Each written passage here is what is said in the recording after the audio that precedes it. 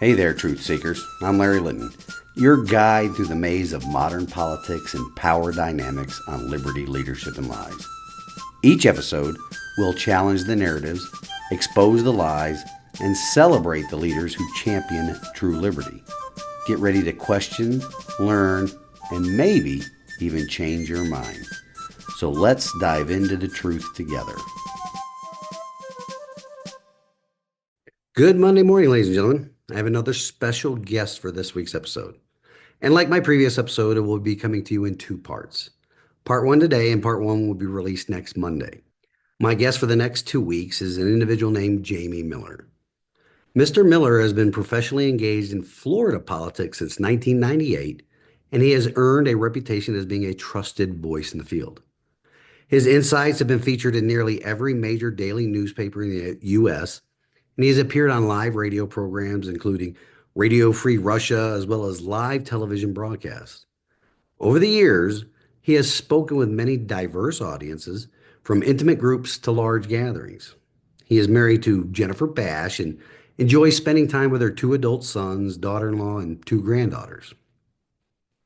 Mr. Miller's passion for national and state politics, political news, and community engagement continues to drive his work and interests. Some of Mr. Miller's professional highlights include that he served as the former executive director of the Republican Party of Florida.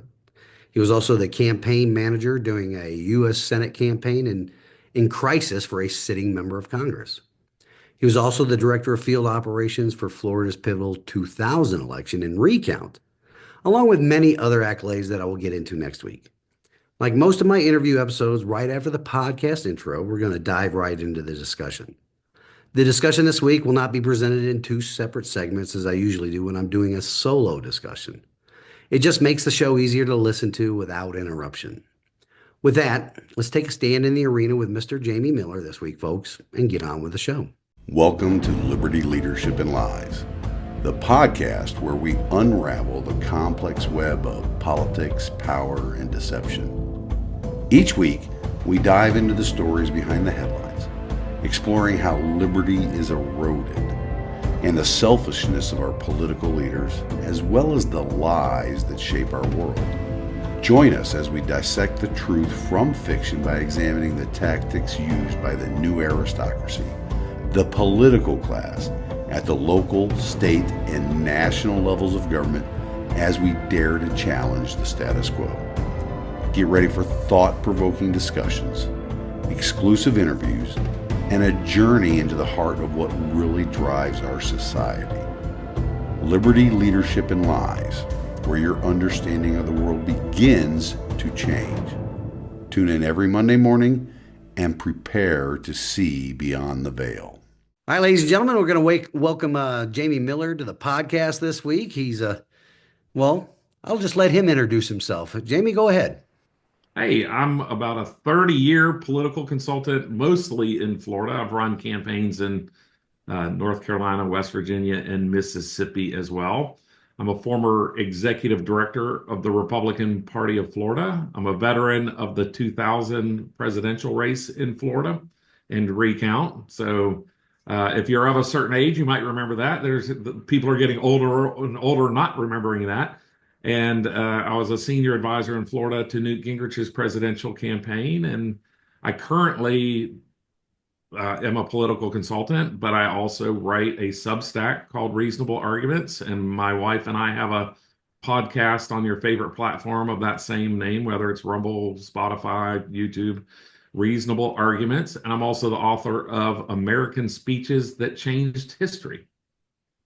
Oh, sweet. So definitely a varied background, but heavily into the political scene there. And I could have probably used a consultant when I ran for office twice in Tennessee, but and it's a whole nother topic. I'd say that the reason why you hire a consultant is there's not a business college in the world that teaches a business model where you start at zero and you raise thousands, tens of thousands, or millions, depending on the size of the race, of dollars, end at zero, and are successful. So you know, most business models, if you end at zero, you are out of business. So when, how, and what you spend your money on really kind of matters, and it is a little bit of a science. And I'm a very research-based consultant. I try to make sure, let's say if somebody's running a race is 100,000, I categorize it. So, 80%, 70 to 80% of that is direct voter contact. Mhm. A percentage of that is research and polling, a percentage of that is office supplies and junk and events, and a percentage of that is fundraising, right? So I try to make sure that all that kind of melds together into a formula that breeds success. Oh, sweet. All right, well, so let's just go in, get into the meat of it. So you've been a vocal about transparency in government. So how do you see the GOP's recent shift towards populism with, President Trump affecting our traditional commitment to limited government? So yeah, there's I kind of like what Donald Trump is doing with and I consider myself a legacy Republican, which is I think some people would call it something else, but I've been involved for 30 years. Donald Trump's presidency is going to be 4, and I'm going to be a Republican and an activist probably till the day I die. So hopefully long after Donald Trump's no longer president, I'll still be involved in Republican politics. And so yes, I love what he's doing. I love the transparency of Doge. Um, you know, the, I do think that part of that is limited government. I think there's a big difference between his first term and what we've seen so far in the second term. We're only a month in, but in the first term, I think you saw kind of him add a lot of DC folks onto the team, and he kind of practiced the politics of subtraction. And here in the 2024 campaign, and certainly this first month, he's been practicing the politics of addition. And I think that's a major pivot for between the two terms. You look at people like Tulsi Gabbard, Robert F. Kennedy, and Elon Musk are the three big ones, but there are others who probably would not have been involved in that first administration because of what I call the difference in politics of subtraction and addition. I try to break it down to easy terms. It's certainly more complicated than that, but that's the way I like to explain it. Yeah, I think he learned a lot from that first term. He learned a great deal at how the government is definitely a different animal than the business world. So I think he cut his chops on that first one and he learned from it. And that's why I think he's moving at lightning speed right now. You can't keep up with what's going on. Democrats may rue the day that Joe Biden won the 2020 election. Right. Just because it's, you know, he's had 4 years to stew on it and plan, and now he's here. And where if he had just gone from one term to the next, he may have gotten some of these things done, but you would think that he probably would have stayed on a similar trajectory as what he was on the first term. So, history may show that Democrats did us a favor. I honestly, I'm one of those guys that says, looking back, hindsight is 2020, and I see that it is kind of almost a blessing that he did not get that Yeah. election in 2020 because yeah, the learning curve, he definitely learned from that, and B, I think the lame duckness of his thing. He just I see all these memes and posts and all that. He just doesn't care, right? He knows he's got 4 years and he's going to Yeah. do it all regardless. And Well, and from a political perspective, he has more like 18 months because right, we know that the 2026 election is coming. Mitch McConnell announced today he's not running for reelection in U.S. Senate. Of course, Thad Bashir is a popular Democrat governor there who's won reelection in that state already. He is term limited in 2027. And so you would think that he would be a formidable Democrat opponent in what should be remain a red seat. But Bashir's is probably the one and only Democrat in Kentucky who right. can win that U.S. Senate seat. But he certainly can win it. Yeah, let's be interesting to see the fundraising that he's going to be engaging with between now and then. But I find it amazing that a state that can give us Rand Paul and Thomas Massey can also give us Mitch McConnell. Well, Mitch McConnell's been there a long time, and I hope history and Republicans will treat Mitch McConnell, with the respect he deserves, because, while his most recent votes have not been what we would appreciate, we certainly do not have the U.S. Supreme Court we have today, and we probably don't have about 140 federal judges appointed during Trump's first term without him.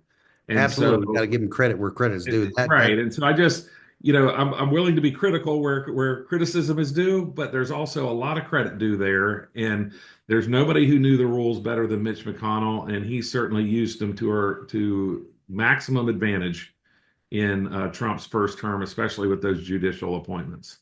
right, and the staving off of Barack Obama's last appointment, 100%. right?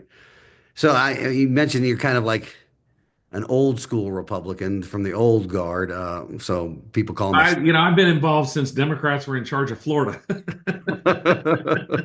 And we Okay. we took complete control of the Florida government in 1998. So we won the cabinet, the state house, and state senate in 1998. And in the 2000s, since 1998, we've only had two Democrat non-incumbents win statewide office, and they both served just one term. Right. I was a registered voter in Florida for many, many years. And where'd you live? Uh, Merritt Island, Cape Canaveral Oh area. yeah, yeah, great spot. Yeah, I was stationed there twice, and that's where my wife and I met and got married and all of that. But going back They to have a the, great zoo over there. The Brevard Zoo is one of the best. yeah, I haven't been there in, well, years. Last time I was stationed there was, I was there from 2006 to 2008. Oh, great. And then, Well, thank you for your service. well, thank you for your support. So the GOP, I think right now is seeing a growing divide between, the establishment wing and the more radical factions. But from your perspective, what's driving this internal tension? Is it a strength or a weakness for our party?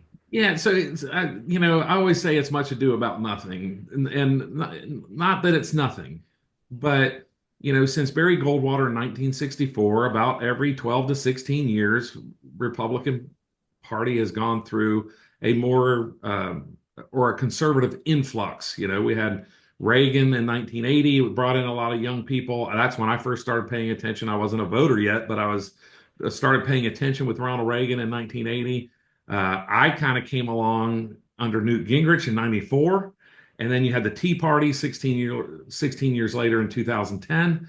You had Trump in 2016, but I'm going to say let's skip ahead to 2024, 14 years after the Tea Party, where you have this Make America Great Again movement or America First movement.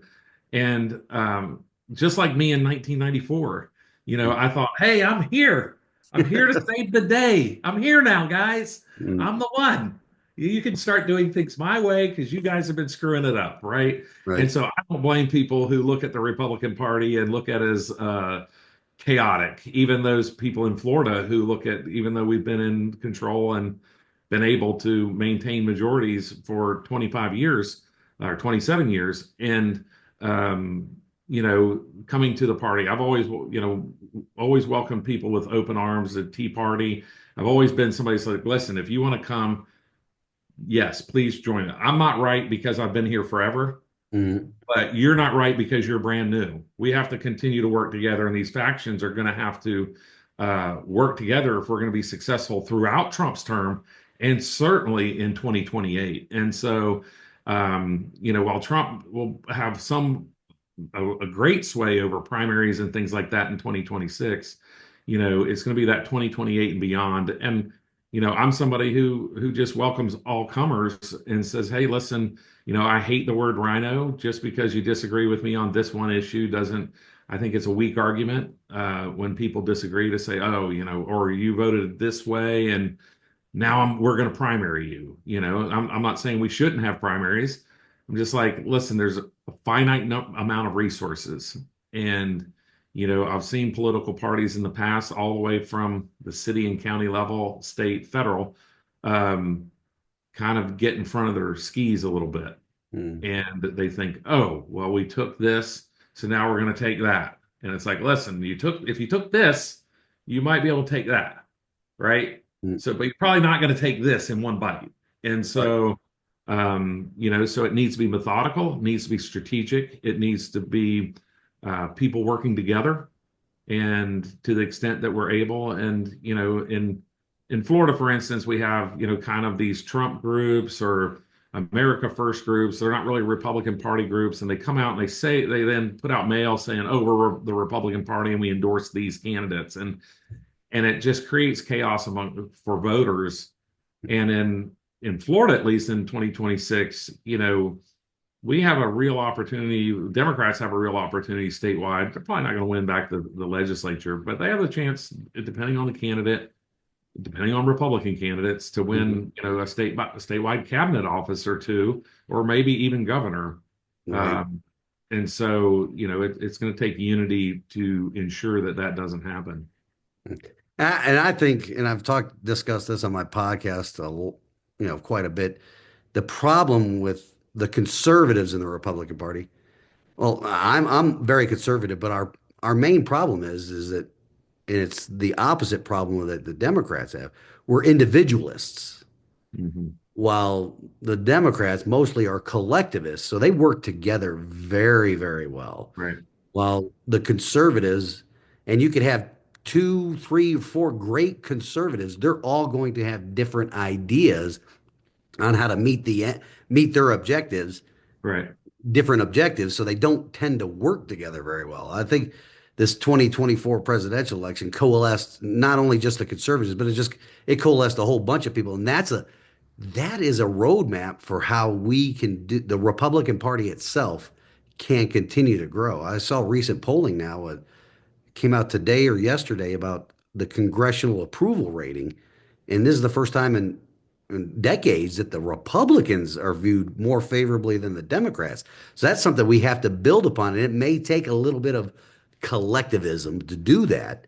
And so that I think we need to Well, it's put going to aside. take passing a budget, right? And so Congress hasn't passed all 12 appropriation bills on time through a budget process since 1997. I mean, it's incredible. We haven't balanced a budget in our federal government since 2001. And, so you're talking about people who are full-blown adults, you know, 40 years old, who have not had a balanced budget in their adult life, Right. federal government. And so it's really kind of incredible when you start thinking about that from a generational standpoint. And I think the Doge activities and the really the highlight of the government's the growth of government and its misuse of the taxpayers are going to sway a lot of those others, not just conservatives and not just hardcore Republicans, but it's gonna sway them to say, hey, this government is out of control. We do need to. I have to operate out of a balanced budget in my house. I think we have to have elected officials that want to work the same way. Well, I've got a Substack coming out Saturday. It's written and in the can that kind of compares, and I just grabbed six countries: South Africa, Brazil, Germany, and I looked at not only their annual budgets in U.S. dollars, but their deficit in U.S. dollars and the amount of debt in U.S. dollars. And it's funny because it's only the United States, Germany, and England that are financing all the rest of the world. France barely has a deficit and barely has any debt. And you start looking at places like Brazil, barely any deficit, barely any debt compared to their operating expenses. And so now I didn't do 100 countries, I did six, just randomly picked them, but I picked a couple of the big ones, China, along with it. And so, and it just, and I kind of just started the process just like, I want to know, right? Like I just want to know these weird facts of, where do we compare to South Africa, and it's just pretty incredible that we're financing the lifestyle for the rest of the world for the most part on our debt. And we're not doing it, with a balanced budget. We're doing it through the credit card. Right. And so, that's what people have to realize is it's taking a trillion dollars a year to finance the debt, we've got real problems. And, 2 trillion a year in deficit. So, not, and we have, 550% of, of our annual operating budget is debt, 550%. And so when you start doing that in your family, you're starting to reach a point where they're going to come start grabbing stuff out of your driveway. Right. And so we can't afford to do that. We can't start saying, "Oh, you know what? We're going to take Yosemite National Park and sell it to the Chinese." Mhm. Or Yosemite or the Everglades or whatever you want to do. We're not going to take our natural resources. That was Obama's thing. He's like, well, we're in debt, but if you think about your house is an asset. We have all these national parks as assets. That was Obama's reason Mm. for all of his deficit spending. It's like, oh, it's just like a household. It's like, yeah, until it goes too far. Right. And it's just gone too far. And then USAID is just a perfect example that has everyone's, like, and I've known you, if you're a consultant, you kind of know that if you're a member, if you're on the Hill, you're a mid-level congressional staffer and your congressman loses or retires or dies, Mm. you could always get a good job at USAID. I called it the political consultant, foreign travel act. And, it's always there for you. You can always go there and, I encourage people to go to LinkedIn, their own LinkedIn, type in USAID, just search USAID and look at the 10 people who have USAID in their resume. Mm. And I guarantee you seven of them are from the Obama administration. Wow. And or that's what it turned up on me when I did that. Now there was one person I found who was a 25-year employee out of the top 10, out of the 10 people who showed up on my LinkedIn. And then there were a couple from either a Republican congressional staff or the first Trump administration. But USAID is something that both sides have used to kind of plant people. Oh, you're kind of a consultant, go there, and then when you get the right campaign, you can come back out and run the political campaign and join the White House again or do whatever. And some of them just stay there because it's just, I'm traveling the world, I'm making good money, I'm not paying taxes as an expat. I'm traveling first class, staying in all these first class hotels, and once a week I stop and take pictures with school children, telling everybody I'm taking democracy to the far corners of the world. And now we know that they weren't taking the Biden administration wasn't taking democracy to the four corners of the world. They were taking extreme liberal policies, presenting them to the rest of the world as commonplace in America. Right. And the things that they were presenting to the rest of the world as commonplace in America just were lies.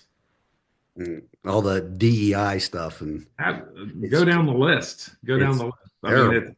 insanity. Mm. Insanity.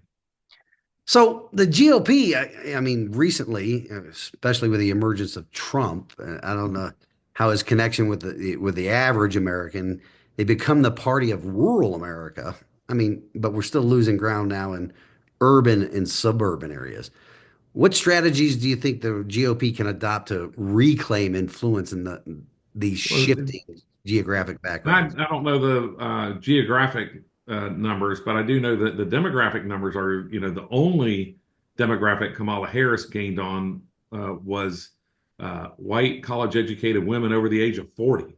I mean, you have to break it down that far for her to. Now, I always like to use Georgia as an example that where Trump went from 10% support of African American men to 25%. So it's not like he won that population. Right. So we need to be realistic that, but when you increase your win by 150%, that's Mm. a pretty significant move. And he made those moves across the board. Especially, I think it was rural women, that finally said, here in 2020, you go back to the politics of subtraction. If Mm. you include the mean tweets in that, right? People are like, oh, I just don't like the tweets. And how many times have you heard over the Biden's administration, like, oh, I just got sick of the tweets. Well, I explain it. I had good old boy. In Florida, we called them North Florida pork choppers, right? They politician was my first boss in politics, a guy named Tom Slade, and just a mountain of a man. Just and his personality was bigger. And when I got hired, my boss came up to me. He's like, "There's one thing you need to know about working for Boss Slade. Now he will lead us through fire. By God, he sets half of them, but he will lead us through." And I like to use that analogy to describe Donald Trump in 2024. People were willing to vote for Donald Trump because he leads us through fire, despite the fires he sets. And and we all know he's going to set fires. He's already set some, and Yep. he's put some out already. But at the end of the day, in 2020, people after COVID did not have that tolerance level. Mhm. And so they're like, now they're like, well, we'd rather have a guy who can lead us through fire than a DEI hire, Right. Kamala Harris, who I don't think there's any question she was a DEI hire when Joe Biden said, I have 5 people I'm looking at, and they're all African American women. It's That's clear. that's the definition. Right. And so, um, so so I think people, and this was certainly a lot of voters pivoted on DEI, especially the boys and girls bathrooms, boys and girls sports, and men and women's prisons. I mean, how Democrats are still doubling down on that. They just keep backing themselves into a corner for 2026 into these indefensible positions. And now they've been forced by the move with Elon Musk and Doge and all that. They've been forced to defend fraud. And They're not forced to defend it. They could come out against it, but they're so hell bent on being against Trump, right. and their base, which is dwindling, Mhm. is so anti-Trump that they feel like, well, we have to go against Trump. Like even James Carville, who, I actually met one time, and I told him I got his book from the library, and he cussed at me because he's like, you should have bought it. And but he writes in his book how he gets all Republican books from a library, so I thought I'd throw it back at him. Um, but he's somebody I've respected from the other side. He tells it like it is for the most part. I think he got wrapped up in Harris a little around the axle a little bit, but he wasn't intimately involved. He wasn't, like when you're not intimately involved, you're getting if even if you're at a high level, you're getting 80 or 90% of your information from news media, not polling and people out on the street and all the things that you need to make, a wise decision for a campaign. But he tells Democrats, I think it was just last week, hey guys, like we need to be we need to support the president when he's cutting out fraud. Right. The What do you American say? the Stand American there people, and do nothing. yeah, the Don't just American stand there, people, do nothing. yeah, American people see this as fraud. Mm. Like how you're out there defending it's going to come. And I've told clients you have to be careful to make sure you don't run your political campaign or your office if you're in Congress or county commission by press release. Everything doesn't have to have a press release. And Democrats are convinced, well, they have to fight Donald Trump every step of every single thing instead of kind of, and here's the thing that happened. They expected Trump to stumble like they felt like he did in 2020. And Susie Wiles, who I've worked with in the past and on Governor Rick Scott's campaign, is brilliant, and she runs a tight ship and she runs a disciplined ship. And you see that discipline and you see that difference in discipline in this president versus Trump in his first term. And a lot of that is Susie Wiles. Certainly, she brought that discipline to the campaign. Mm. And I think you see it here in the White House. It is quite a different White House than the 2017 kickoff, and it's amazing to see. I thoroughly enjoyed, being a military background, discipline and executing your mission. And yeah, he didn't have much discipline back then, but people loved him still. But now the the love him or hate him, but the love him with the discipline is getting him more support, I think.